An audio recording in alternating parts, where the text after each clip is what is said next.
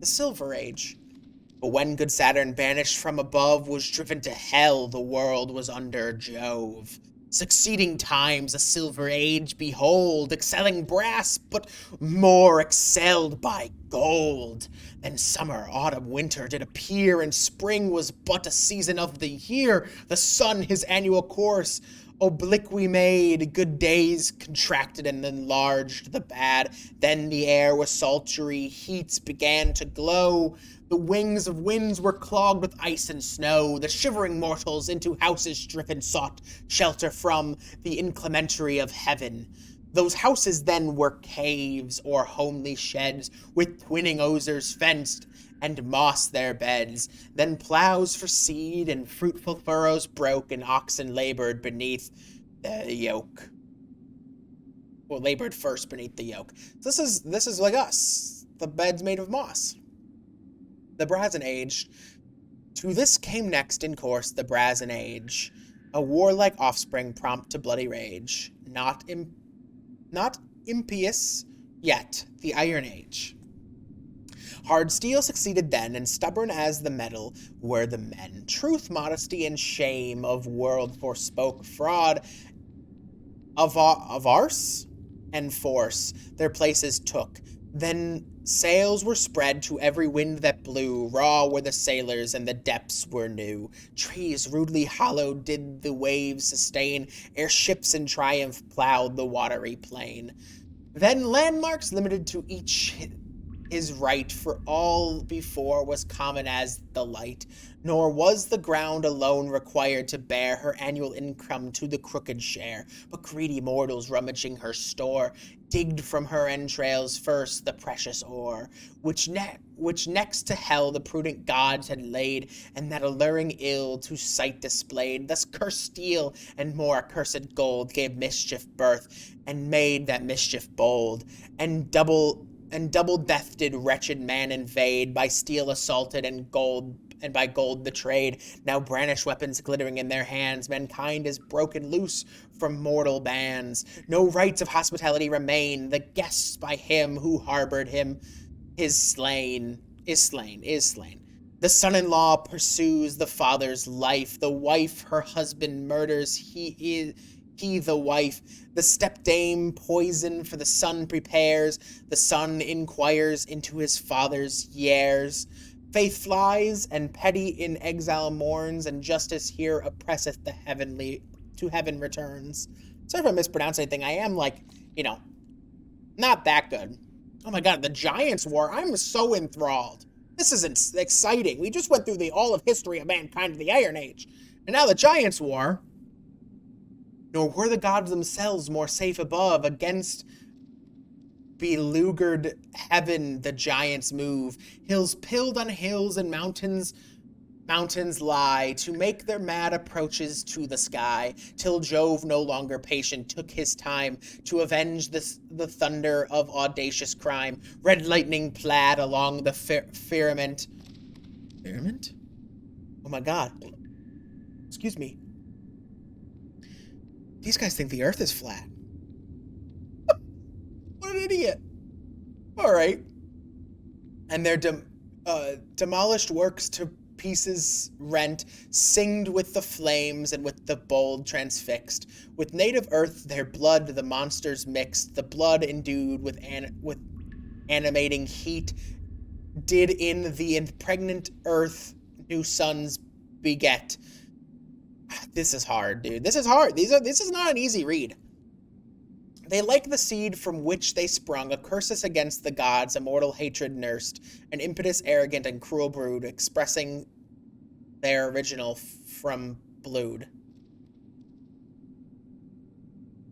What do you call it? This is like Kratos. Kratos is coming to kill the gods. Which when the king of gods beheld from high, with all revolving in his memory, what he himself had found on earth of late, Lycan's guilt and his inhumane treat, he sighed no longer with his pity strove, but kindled to a wrath becoming Jove. Then called the general council of the gods, who summoned issue from their blessed abodes, and fill thy assembly with a shining train, away there is in heaven's explained plain, which, when the skies are clear, is seen below, and mortals by the name of Melky know. The groundwork is of stars, through which the road lies open to the Thunderer's abode. The gods of greater nations dwell around, and on the right and left they place bound. The palace bound. The commons where they can, the nobler sort, with winding doors wide open, front of the court. This place, as far as earth with heavenly may rise, I dare to call the Louvre of the sky, when all were placed in seats distinctly known, and he, their father, had assumed the throne. Upon his ivory sceptre first he leant, then shook his head that shook the firmament. Air, earth, and seas obeyed the almighty node, and with a general fear confessed the god. At length, with indignation, thus he broke his awful silence, and prowess bespoke. I was not more concerned in that debate of empire, when our universal state was put to hazard, and the giant race our captive skies were ready to embrace. For though the foe was fierce, the seeds of all rebellion sprung from one original. Now, whoever so ambient waters glide, all are corrupt, and all must be destroyed. Let me this holy protestation make by hell and hell's inviolable lake. I tried whatever in the Godhead lay, but gangrened members must be lopped away before the nobler parts are tainted to decay. There dwells below a race of demigods, of nymphs in waters, and of fauns in woods, who, though not worthy yet in heavens to lie, let them at least enjoy the earth we give. Can these be thought securely lodged below, when I myself with no superior know, I who have heaven and earth at my command, have been attempted by Lacan's hand? At this murmur through the Scion went, and with one voice they vote his punishment. Thus, when conspiring traitors dared to doom the fall of Caesar and in him of Rome, the nations trembled with pious fear, the anxious for their earthly thunder. Nor was the care, O Caesar's, less esteemed by thee than that of heaven, for Jove was deemed, who with his hand and voice did restrain their murmurs, then resumed his speech again. The gods to silence were composed, and state with reverence due to his superior state. So, dude, this is about killing Caesar now. Jesus. The god came out and was like, fucking murder him, dude. Kill Caesar. In Rome, everyone's anxious? This is crazy. God spoke. Cancel your pious cares. Already he has paid his debt to justice and to me. Yet what his crimes and what my judgments were remains for me thus briefly to declare. The clamorous of this vile degenerate age, the cries of orphans and the oppressor's rage, had reached the stars. I will descend, said I, in hope to prove this loud complaint a lie. Disguised in human shape, I traveled round the world, and more than what I heard I found. O Manulus, I took my steep away by caverns infamous for beasts of prey, then crossed Selene and the pinny shade, more infamous by cursed like cannon made. Dark night had covered heaven and earth before I entered his unhospitable door. Just at my entrance I displayed the sign that somewhat was approaching of divine. The prostrate people pray, the tyrant's grins, and adding profanation to his sins. I'll try, he said, and if a god appear to prove his deity, shall cost him dear. 'Twas late, the graceless wretch my death prepares, when I should soundly sleep, oppress us with cares. This dire experiment he chose to prove if I were mortal or undoubted Jove. But first he had resolved to taste my power, not long before, but in a luckless hour. Some legates sent from the Molossan state. Molossan state? I don't know that word. That's a place. That's a place, though. I know it's a place. It's a proper noun. That's why I don't know it. Don't get at me for that in the comments. were of a peaceful errand come to treat. Of these he murders one, he boils the flesh, and lays the mangled morsels in a dish.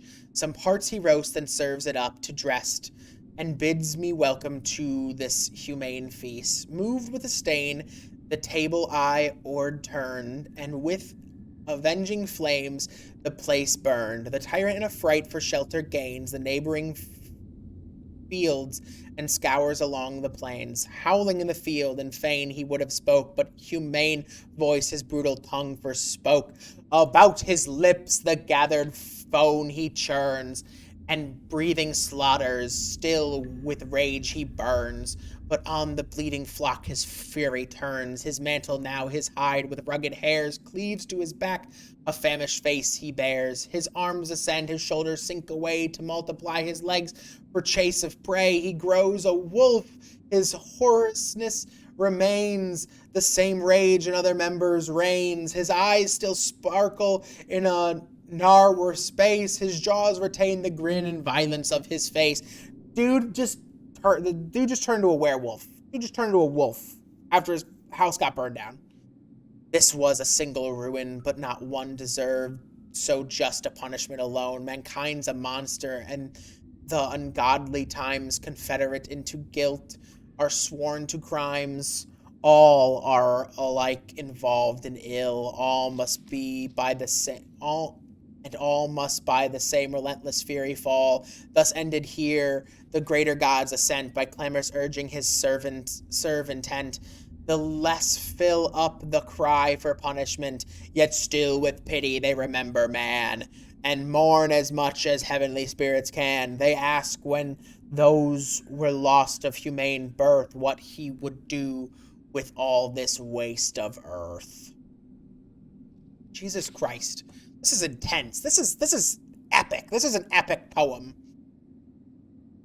Oh, I need some water for this recording. I'm dying here. If his disposaled world would reign, he would resign to beasts, a mute and more ignoble line. Neglected altars must no longer smoke, if none were left to worship and invoke. To whom the father of the gods replied, lay that unnecessary fear aside. Mine be the care new people to provide. I will from wondrous principles ordain a race unlike the first, and try my skill again. Ordain gain. Already had he tossed the flaming brand, and rolled the thunder in his spacious hand, preparing to discharge on seas and land, but slopped for fear, thus violent driven, the sparks should catch an axe tree of heaven.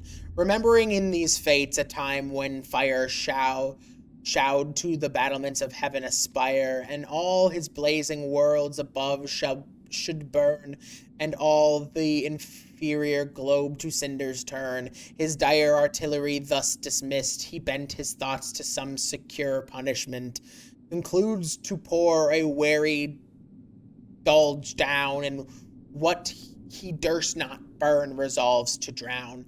The northern breath that freezes floods he binds, with all the race of cloud dispelling winds. The south he loosed, who night and horror brings, and fogs are shaken from his flaggy wings. From his divine beard to streams he pours his head, and rheumy eyes distill in shores. With rain his robe and heavy mantle flow, and lazy mists are lowering on his brow. Still as he swept along, with his clenched fist he squeezed the clouds. The imprisoned clouds resist, the skies from pole to pole with pearls resound, and shows their enlarged coming pouring onto the ground. Then, clad in colors of various dye, Juoian iris bleeds a new supply to feed the clouds. God, this is hard because I get trip up and it ruins my rhythm.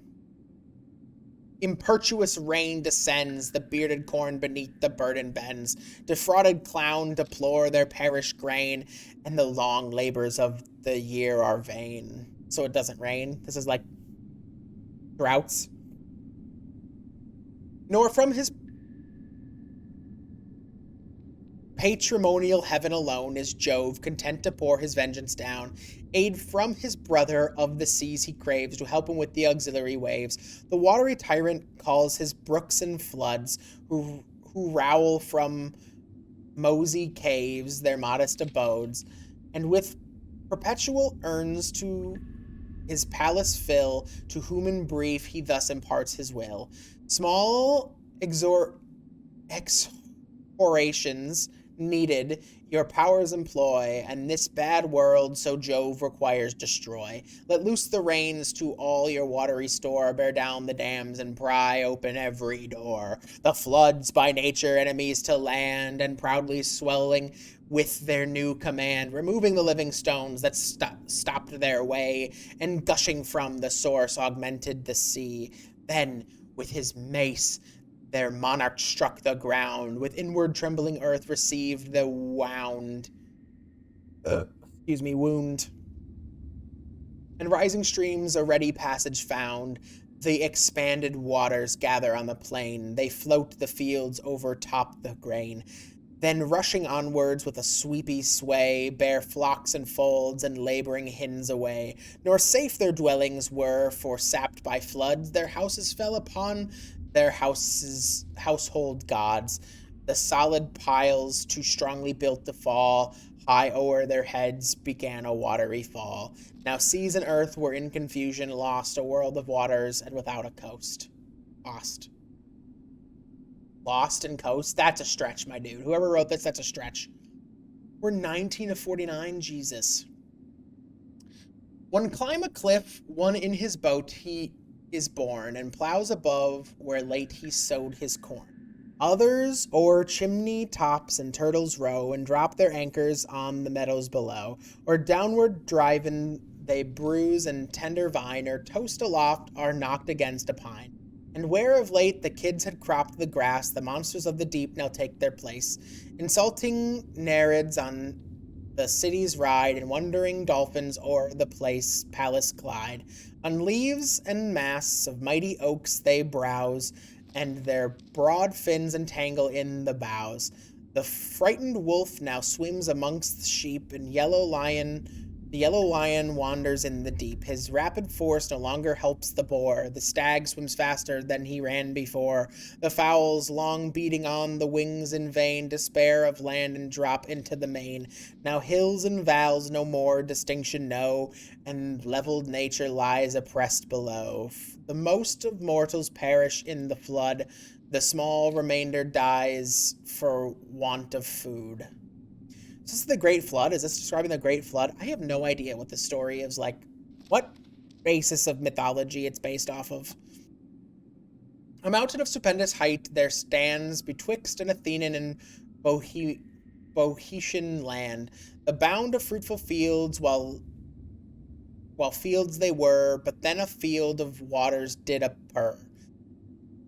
Parnassus is its name, whose forky rise mounts through the clouds, and mates the lofty skies. High on the summit of this dubious cliff, Deculion wafting moored his little skiff. He with his wife were only left behind of perished man. They too were humankind. The mountain nymphs and Themis they adore, and from her oracles relief implore. The most upright of mortal men was he, the most sincere and holy woman she. When Jupiter surveying earth from high, beheld in a lake of water lie, that were so many millions lately lived, but two the best of either sex survived. He loosed the northern winds fierce, Boreas flies to puff away the clouds, and purges the skies sincerely while he blows the vaporous driven discover.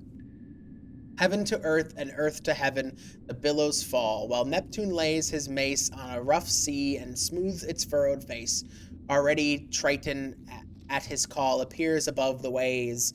A Trian robe he wears, and in his hand a crooked trumpet bears. The sovereign bids him peaceful sounds inspire, and give the waves the signal to retire. His written shell he takes, whose narrow vents grows by degree into a large extent, then gives it breath, the blasting with the doubling sound runs the wide circuit of the world around. The sun first heard in his early east and met the rattling echoes in the west. In the west. Come on, why do they keep doing this? The waters, listening to the trumpet's roar, obey the summons and forsake the shore. A thin circumference of land appears, and earth, but not all at once her visage rears, and peeps upon the seas from upper grounds the streams, but just contained within their bounds, by slow degree into their channels crawl, and earth increases as the waters fall. In longer time the tops of trees appear, which mud on their dishonored branches bear. Keep doing this to me. It's ridiculous at this point. At length the world was all restored to view, but desolate and of a sickly hue. Nature beheld herself and stood aghast, a dismal desert and a silent waste. Really? Aghast and waste? You cannot rhyme that. That's not a rhyme at this point. They're just the same letters. It's not the same. Which when Deuculin with a pietous look beheld, he wept, and thus to Pirha spoke. O wife, O sister, O of all thy kind the best, and only creature left behind, by kindred love, and now by dangers joined of multitudes who breathed the common air, we two remain a species in pair. The rest the seas have swallowed, nor have we even of this wretched life a certainty. The clouds are still above, and while I speak, a second dulge, or our heads may break. Though I be snatched from hence, and thou remain without relief, our partner of thy pain, how couldst thou such a wretched life sustain? Should I be left, and now be lost, the sea that buried her I loved should bury me. O could our fathers his old arts inspire, and make of air his informing fire, that so I might abolished man retire, and perished people in new souls might live. But heaven is pleased, nor are we to complain, that we the examples of mankind remain. He said the careful couple join their tears, and then invoke the gods with pious prayers. Thus, in devotion, having eased their grief from sacred oracles, they seek relief. And to Theseus's brook their way pursue. The stream was troubled, but they ford they knew. With living waters in the fountain bred, the sprinkle first in their garments and in their head. Then they took the way which to the temple led. The roofs were all defiled with moss and mire. The desert altars void of solemn fire. Before the gradual prostrate they adored, the pavement kissed, and thus the saints implored. O righteous Theseus, if the powers above by prayed are bent to pity and to love, if humane miseries can move their mind, if yet they can forgive and yet be kind, tell how we may restore by second birth mankind to people desolate earth. Then thus the gracious godless nodding said, depart, and with the vestments veil your head, and stooping lowly down with loosened zones, throwing each behind your backs your mighty mother's bones. Amazed the pair, and mute with wonder, stand till Phia first refused the dire command. Forbid in heaven, said she, that I shall tear these holy reliquies from their specular. They pondered the mysterious words again for some new sense, and long they sought in vain. At length Deuculin cleared his cloudy brow and said, a dark enigma will allow a meaning, which if we were to if well I understand, from sacrilege we free the gods' command. This earth our mighty mother is, the stones in her capacious body are her bones. These we must cast behind with hope and fear. The woman did the new solution here. The man defides in his own augury and doubts the gods, yet both resolved to try descending from the mount. They first unbid their vests and unveiled their cast the stones behind. The stones, a miracle to mortal view, but long traditions make it pass for true. Did first the rigor of the kind expel, and supplied into softness as they fell. They swelled and swelling by degrees grew warm, and took the rudiments of human form.